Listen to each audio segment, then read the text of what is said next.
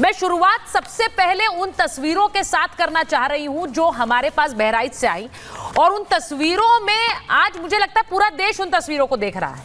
मैं सबसे पहले इस पे ना कोई सियासी सवाल लूंगी और ना ही कोई ऐसा सवाल जो भावनाएं आहत करे, लेकिन डीजीपी सर आपसे पूछते हुए सबसे पहले जो कुछ बहराइच में हो रहा है उसके लिए इनिशिएटिव क्या होना चाहिए, इस तरह की तस्वीरें ना आए उसके लिए क्या होना चाहिए, जरूरी क्या है ग्राउंड पर, क्योंकि योगी आदित्यनाथ ने अपने टॉप अधिकारियों को, टॉप कॉप्स को वहां पर भेजा है, लगाया है, जिनकी तस्वीरें भी आ रही हैं। सुचरिता जी, विद्वान पैनलिस्ट को नमस्कार। ये एक तपस्या है। इस तरीके के जो इंतजाम होते हैं, प्रत्येक थाने में 6 रजिस्टर होते हैं, त्योहार रजिस्टर, गुंडा रजिस्टर, सांप्रदायिक सूचना रजिस्टर और त्योहार रजिस्टर और विलेज क्राइम नोटबुक। इसमें सबका लेखा जोखा गुंडे, मवालियों, अपराधियों और जिस जुलूस और जिस मार्ग से जुलूस जाते हैं उसको चिन्हित करके वहां पर रिहर्सल होता है। छतों पर ड्यूटी लगती है नाइट विजन डिवाइसेस के साथ और दूरबीन के साथ, और जहां पर कोई अवरोध होता है तो अवरोध को दूर किया जाता है।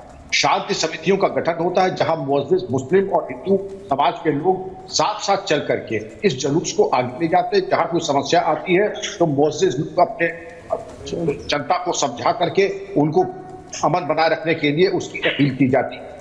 और शांति समितियों का गठन और उसकी बैठक बहुत आवश्यक है, पुलिस प्रक्रिया का एक अंग है। और एडवांस इंटेलिजेंस दे करके जो भी शरारती तत्व होते हैं 24 घंटे पहले उनको तुरंत किया जाता है, और जो हथियार होते हैं उनकी बरामदगी की जाती है। और आवश्यकता अनुसार अगर शांति भंग होना अगर होती है तो पहले ही फर्स्ट में सुचरिता जी पूरी बल प्रयोग करके उसको नियंत्रित करना चाहिए। आगजनी आदि का होना ये दिखाता है कि हमारी जो व्यवस्था थी उसमें कुछ कमियां थी, वरना ऐसी आगजनी का कोई औचित्य नहीं है। अगर भी है, मैं चाहूंगा कि अब कम से कम जिन लोगों ने ये किया है अब गिरफ्तार हो, उनके ऊपर रासुका लगाई जाए, गैंगस्टर लगाया जाए, उनकी संपत्ति कुर्क की जाए। लेकिन ये बिल्कुल अस्वीकार है। माना बहराइच संवेदनशील जनपदों में से एक है, लेकिन जहां पर आचार्य विक्रमादित्य जी हो और जहां पर हमारे पैनलिस्ट जैसे बैठे अगर इस तरह के लोग वहां होते तो कदाचित इस तरीके की घटना नहीं होती। हमारे जिस तरह का पैनल में जितने लोग अगर वहां पर होते और लोगों को समझाओ जाते तो ऐसे हालात पैदा न होते। जनता को विश्वास में लेकर के ही हम आगे बढ़ सकते हैं, और अगर जनता ही को विश्वास में नहीं लेंगे और अपनी ड्यूटी तरीके से नहीं लगाएंगे तो जनता जी, मैं समझता हूँ कि हमारी इसमें आरोप प्रत्यारोप का कोई दौर नहीं है। सबको मिल करके पहले शांति बहाल करनी है। सर, आरोप प्रत्यारोप का दौर नहीं है, बिल्कुल आप सही कह रहे हैं। पहले शांति बनाए रखने का समय है, लेकिन वहां पर लोग इस जिद पर अड़े हुए हैं। और के शर्मा जी, आपके पास आते हुए, वहां पर लोग जिद पर अड़े हुए हैं और लगातार के जब तक वही जो राम गोपाल मिश्रा के साथ हुआ वही वाला हश्र उनका हो जिन लोगों ने राम गोपाल मिश्रा को गोली मारी। अब ये हंगामा इसलिए इतना बढ़ गया है क्योंकि एक भक्त जो शायद विसर्जन के लिए निकल रहा था, उस पर पहले पत्थर और उसके बाद वहां पर गोलियों से भून डाला गया। सवाल यह है कि कानून व्यवस्था को लेकर अखिलेश जी की पार्टी आप लोगों पर सवाल उठा रही है।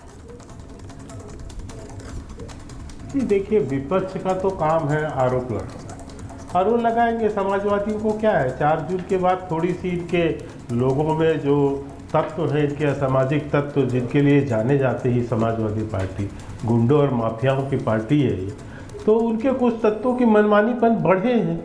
इसके पहले आप देखेंगे तो उत्तर प्रदेश में जो है इस तरह की घटनाक्रम नहीं हो रही थी, बहुत नाम मात्र की थी।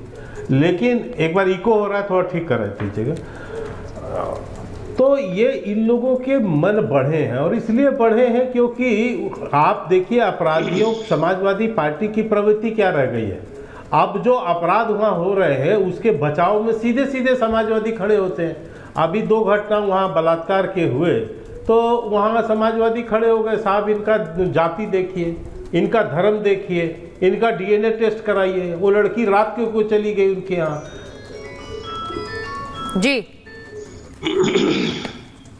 के शर्मा जी के यहाँ पे शायद कोई फोन की घंटी बज रही है। मैं के शर्मा जी आपके पास वापस आ रही हूँ अगर आप मेरी आवाज सुन पा रहे हैं। लेकिन अजीज खान साहब, हेलो डॉक्टर खान, आपके नेता सीधे सीधे उस व्यक्ति को नहीं देख रहे हैं जिसे 20 साल का मैं अभी लड़का कहूं, क्योंकि इतनी कम उम्र में उसको गोलियों से भून डाला, 12 से 14 गोलियां उसे मार दी गई। विवाद जो भी रहा हो, क्या उस पर गोलियां चला दी जाएंगी? क्या उसे इस तरह से गोलियों से छलनी कर दिया जाएगा? और उस पर आपके नेता कह रहे हैं कि बीजेपी करा रही है ये घटना, जानबूझकर घटना करा रही है। ये समय है क्या सर इस तरह के बयानों का? देखिए सुचेता जी, 2-3 बड़ी इंपॉर्टेंट बातें हैं, क्योंकि जिस तरह कल से आज तक, कल दंगा भड़का, आज भी दंगा लगातार अभी रुका नहीं, और जिस तरह वहां पर हत्या हुई, जिस तरीके से आगजनी हुई और तमाम बड़ी घटनाएं हुई हैं, यकीनन ये बहुत ही चिंता का विषय और इसकी जितनी निंदा की जाए वो कम है। ये बिल्कुल जो घटना हुआ, ये घटना निहायत ही दर्दनाक है और शर्मनाक है। इसकी कोई इसका कोई तरफदारी नहीं कर सकता। हमारे नेता ने जो सवाल उठाया वो बहुत अहम है। आप इस बात को समझिए कि जब वहां पर जुलूस निकाला जा रहा था, उसके पहले आखिर पुलिस ने उसका रोड मैप तैयार क्यों नहीं किया? और किसी भी धर्म का अगर जुलूस निकाला जा रहा है, चाहे वो हिंदू मजहब का हो, चाहे मुस्लिम मजहब का हो, तो हमेशा उसे सेंसिटिव मानना चाहिए। पुलिस अधिकारी को हमेशा सतर्क रहना चाहिए। आपके ही चैनल ने दिखाया कि वहां पर जिस तरह डीजे बज रहा था, उसमें गाने का पता नहीं कैसे क्या क्या बोल थे, उसके साथ साथ एक भीड़ चलती है और उस भीड़ में से एक शख्स एक झंडे को उतार रहा है। आखिर पुलिस ने क्यों नहीं रोका कि एक झंडे को उतार के दूसरे झंडे लगाने का प्रयास? इस तरीके के जो भी घटनाएं हुई वो कहीं ना कहीं आपस में उत्तेजना पैदा करने वाली थी। ऐसी स्थिति में अगर ये हालात पैदा हुए हैं तो कौन जिम्मेदार है? इसके लिए सरकार नहीं जिम्मेदार है तो कौन जिम्मेदार है? सरकार को इस पे बहुत सतर्क रहना चाहिए, प्रशासन को बहुत सतर्क रहना चाहिए। इंटेलिजेंस क्यों नहीं सतर्क रही? आखिर इस तरीके की घटना अगर होती है तो क्या विपक्ष जिम्मेदार है? आप विपक्ष में दुनिया भर का ताना मारते हैं, विपक्ष सवाल नहीं खड़ा करेगा तो क्या करेगा? जिस तरीके से बहराइच जला है, बहराइच के लोगों का नुकसान हुआ है, चाहे वो हिंदू भाई हो चाहे मुसलमान भाई हो, कौन जिम्मेदार होगा इसके लिए? ये तो पल्ला झाड़ के अलग हो गए। के शर्मा जी, इसमें जल्दी से रिस्पॉन्ड करिए क्योंकि फिर मैं स्टूडियो में आऊंगी। लेकिन वो कह रहे हैं कि अगर वहां पर लॉ एंड ऑर्डर की दिक्कत है तो वो आपकी समस्या है, आपको देखना चाहिए इंफॉर्मेशन किस तरह से दी जाती है। वहां पर आपकी लोकल यूनिट्स होती हैं, वो क्या काम कर रही है, वो सवाल पूछ रहे हैं, जवाब दे दीजिए जल्दी से। नहीं, बिल्कुल उस पर वहाँ के अधिकारियों पे भी कार्रवाई हुई है और आगे भी कार्रवाई होगी सुचेता जी। लेकिन मैं अजीज खान साहब ने जिस ढंग से घटना का चित्रण किया, इनका मुस्लिम चैंपियनशिप समझ में आ गया, तुष्टीकरण। इन्होंने क्या बोला है? इन्होंने कहा कि वहाँ डीजे में कैसे कैसे गाने बज रहे थे, फिर झंडा उतारने चले गए और बाकी तो हाथ जोड़ के खड़े थे ना। है पत्थर किसने चलाया अजीज खान साहब? डीजे की थोड़ी आवाज बढ़ गई तो पत्थर वहां एकाएक अरेंज हो गए। किसके घरों में पत्थरें थे? किसके घर में बोतलें थी? किसके घर में जो है चाकू और तलवार निकले?